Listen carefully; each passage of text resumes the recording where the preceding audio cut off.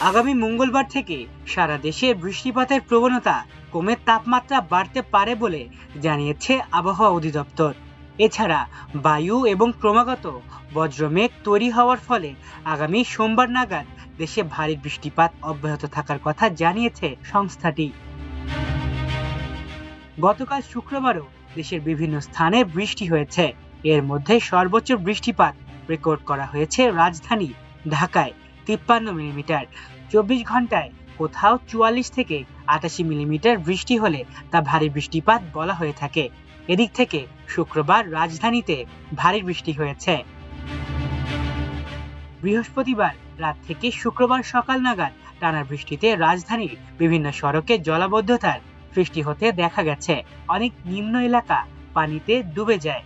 রাজধানীর Bangshal, Gulistan, green road, Karwan বাজার, Panthapath, Jigatola, Mirpur 10, Kazipara, Malibagh rail gate, মৌচাক, মগবাজার এবং হাতিরঝিলের মধুবাগ এলাকা সহ বিভিন্ন এলাকায় রাস্তায় দীর্ঘ সময় পানি জমেছিল।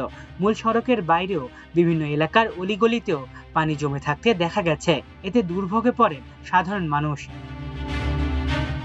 এদিকে শুক্রবার সন্ধ্যায় পূর্বাভাসে বলা হয়, সন্ধ্যা 6টা থেকে পরবর্তী 24 ঘন্টায় রংপুর, ময়মনসিংহ, খুলনা, বরিশাল, চট্টগ্রাম ও সিলেট বিভাগের অনেক জায়গায় এবং রাজশাহী ও ঢাকা বিভাগের কিছু কিছু জায়গায় অস্থায়ীভাবে দমকা কিংবা ঝোড়ো হাওয়া ও বিদ্যুৎ চমকানো সহ হালকা থেকে মাঝারি ধরনের বৃষ্টি অথবা বজ্রসহ বৃষ্টি হতে পারে। সেই সাথে রংপুর, ময়মনসিংহ, খুলনা, বরিশাল, চট্টগ্রাম ও সিলেট বিভাগের কোথাও কোথাও মাঝারি ধরনের ভারী থেকে অতি ভারী বর্ষণ হতে পারে। এদিন সারা দেশে দিন এবং রাতের তাপমাত্রা প্রায় অপরিবর্তিত থাকতে পারে।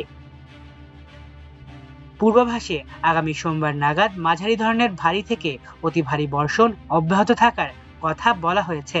তবে বর্ধিত 5 দিনে বৃষ্টিপাতের প্রবণতা কমে তাপমাত্রার কথাও জানানো হয়েছে।